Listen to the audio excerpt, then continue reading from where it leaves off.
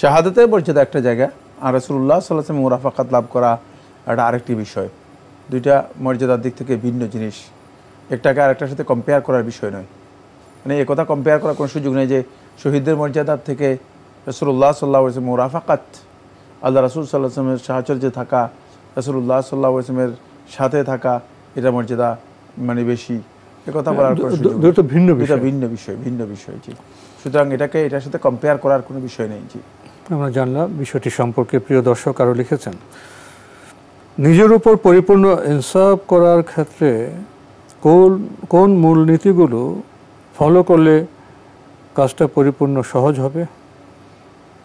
নিজের উপর যদি কেউ ইনসাফ করতে চায় তাহলে তিনি অবশ্যই প্রথম যে কাজটি করবেন সেটা হচ্ছে প্রথম নিজের ইগোকে, নিজের যেই নফস আছে নফসকে পরিপূর্ণ নিজের নিয়ন্ত্রণে আনতে হবে।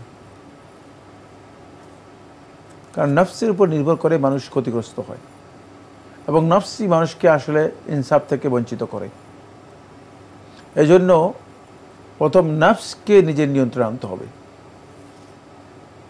দ্বিতীয় নম্বর যে কাজটি করতে হবে সেটা হচ্ছে এই যে কোনো অবস্থাতেই এমন কোনো কাজ এবং কথা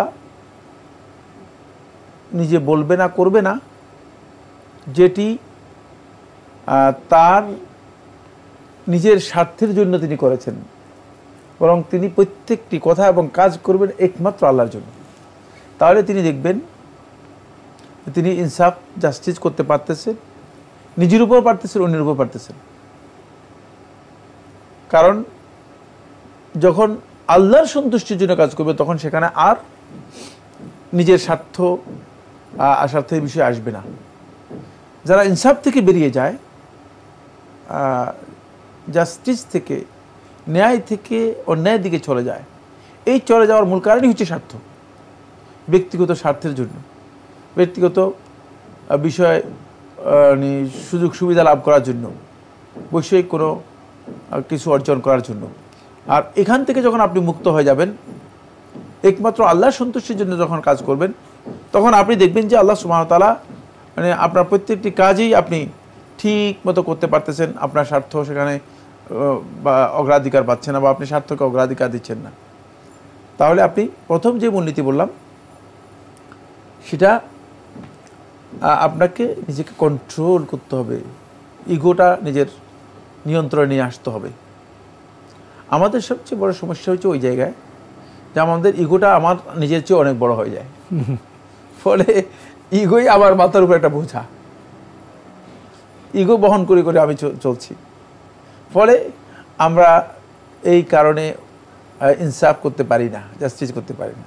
দ্বিতীয় নম্বর যে বিষয়টি বলেছি সেটা হচ্ছে অবশ্যই আপনাকে খেয়াল রাখতে হবে যে আপনি কথা এবং কাজের মধ্যে কার স্বার্থ নিশ্চিত করতেন, আল্লাহর সন্তুষ্টি নাকি নিজের ব্যক্তিগত স্বার্থ। তাহলে আপনি ব্যক্তিগত স্বার্থ যদি করেন তাহলে আপনি দেখবেন যে জাস্টিস করতে পারবেন না। জাস্টিস করতে 3 নম্বর লাস্ট যেই মূলনীতি আপনাকে অনুসরণ করতে হবে জাস্টিসের জন্য, যেটা খুবই গুরুত্বপূর্ণ, সেটা হলো কোনো একজন ব্যক্তি যদি নিজের উপর এবং অন্যের উপর জাস্টিস করতে হয় তাহলে তিনি সর্বাবস্থায়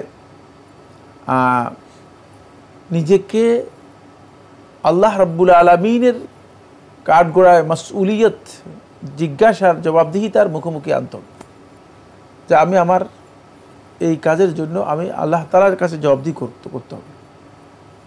সবসময় এই মূলনীতি অনুসরণ করতে হবে যে আমার প্রত্যেকটি কাজের জন্য আমাকে জবাবদিহি করতে হবে। সুতরাং আমি যদি এই কাজটা করে থাকি এটা অন্যায় হবে।